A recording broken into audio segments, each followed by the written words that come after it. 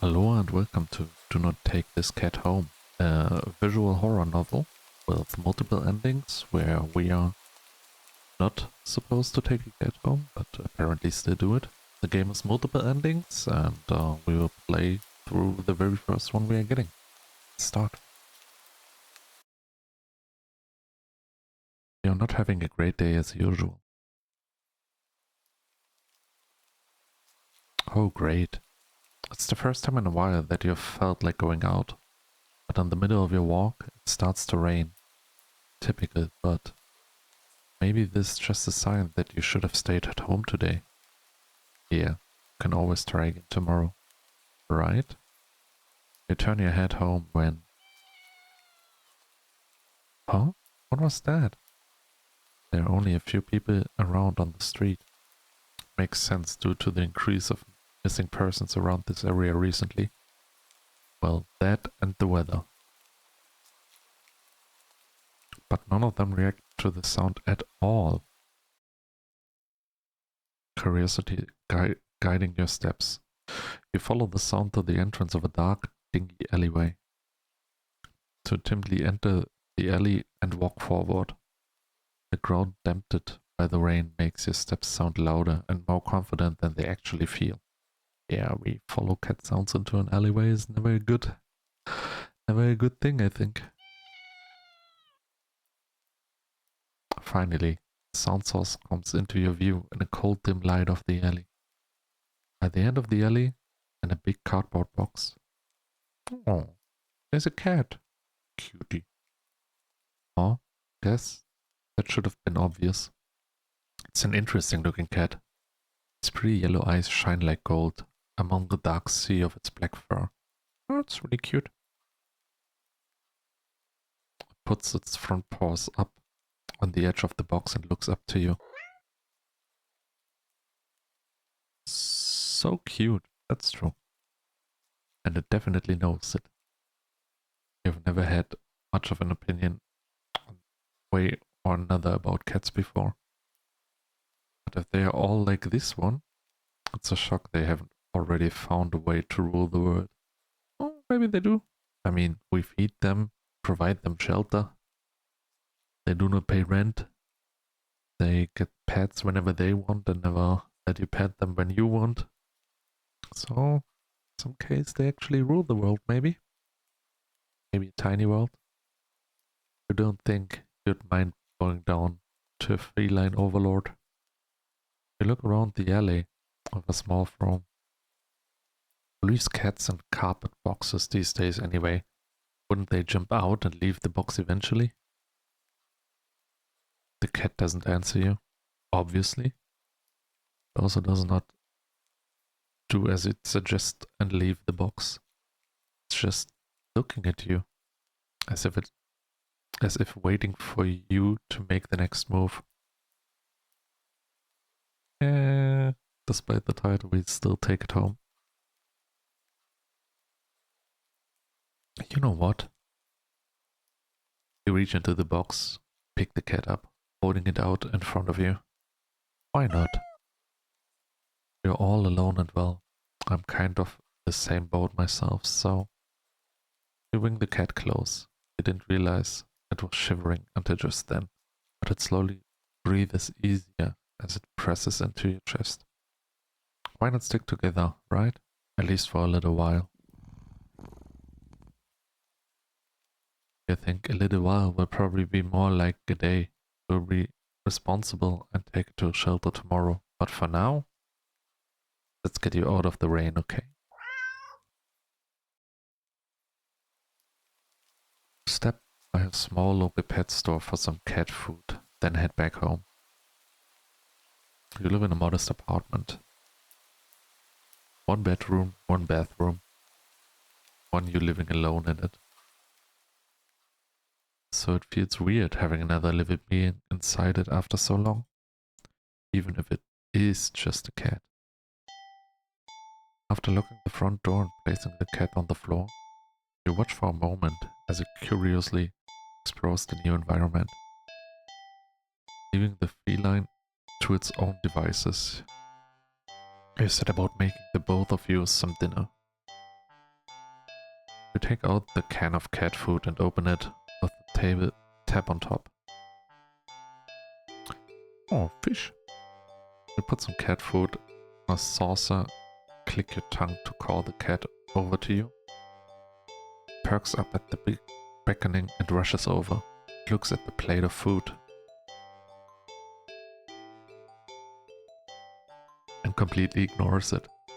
Yeah, they do have their own will. Not hungry, I guess. You try to not let it annoy you.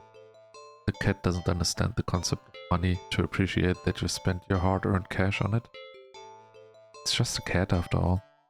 I'll just leave it here if you get hungry later, okay? Cat rubs its body against your legs with a purr.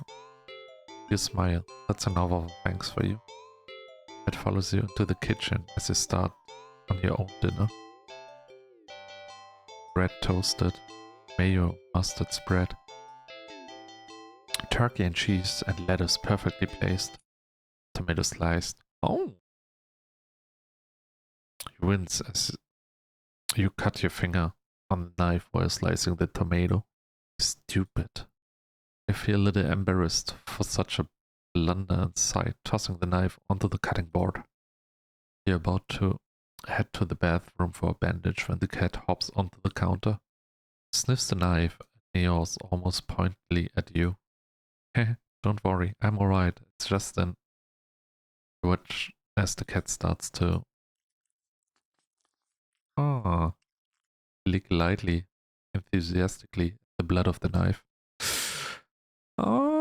Maybe a little red flag here. At your blood. You're so shocked that by the time you come to the senses, the knife has been completely licked clean. The cat sits back, staring at you. You feel a little uneasy. Sure, cats are meat-eating predators, but that was a little weird. Right? Sure, you're no cat expert, but that was definitely not something an ordinary cat would do. Right? Well, regardless, you're not about to abandon a cat, indeed, while it's still raining outside. Not after all your efforts. We're going to take it to the shelter tomorrow anyway. What's one night of awkwardness? Weird or not, it's just a cat. Is it though? The rest of the evening, unfortunately, goes downhill from here. Even after covering up your fingers, cut with a bandage, the cat keeps trying to lick at the wound. While you're eating your sandwich, while you're cleaning up the kitchen, while you're trying to watch TV. You gently push it away every time, but you're still starting to get worried about the strange behavior. What if it's got a taste for blood and thinks you're food now? You're not sure what you will do if it starts to get more aggressive. You keep thinking about the cat food sitting in the corner, untouched.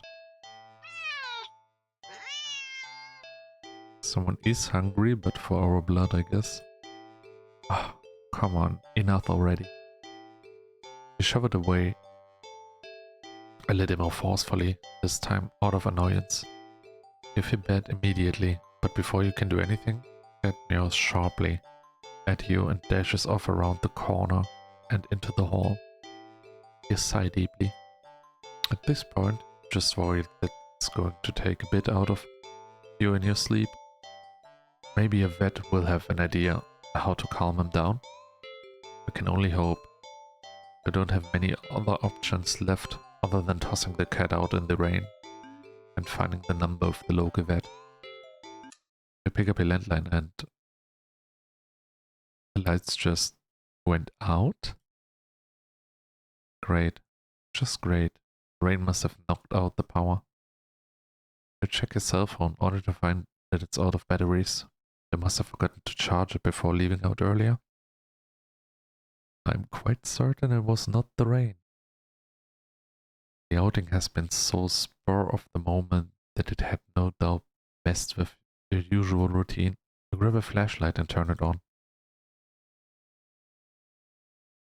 It's quiet. It's too quiet. Did the rain stop? But then Why did the power go out? You look outside. The sky is pitch black. What time is it? You turn to check the clock. The cat sits on top of a digital clock staring at you.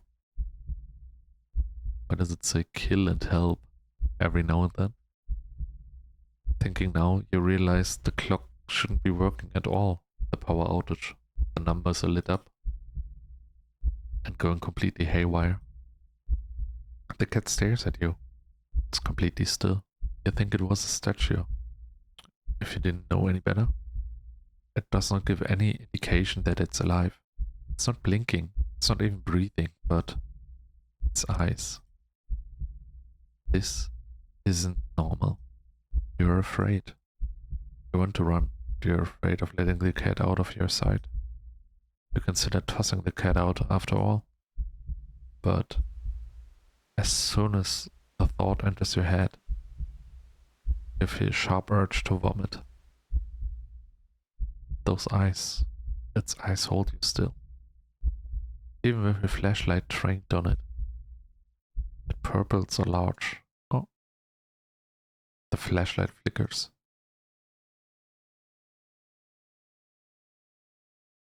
We might die here. And the cat is gone. Fear immediately crimsons your mind. The silence punctuated with the rapid pumping of your blood in your heart is overwritten as your ears slowly start to pick up the sound of static all around you. How's the clock working with no power? You don't know why such a question matters at this moment. But you feel as if having the answer will make sense out of everything that's happened. The order will be restored. But no answer comes to your mind.